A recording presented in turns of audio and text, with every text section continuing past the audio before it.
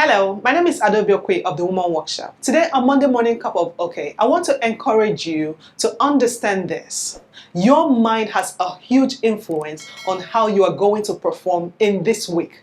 And so I'm challenging you to keep your mind on the right things, the right perspective, the right thoughts. You've got to stop thinking like a victim, like somebody who has a lot to lose, and start thinking like you are a victor, like you are a winner. All right, you've got to start calling the things that you want to see into your being in this week. So the world is plotting to lift you up, and you better start believing that. Now, good things are going to happen for you.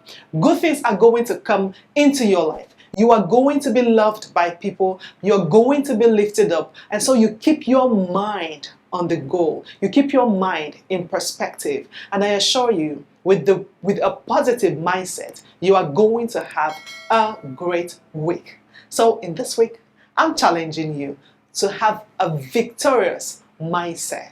See you next week.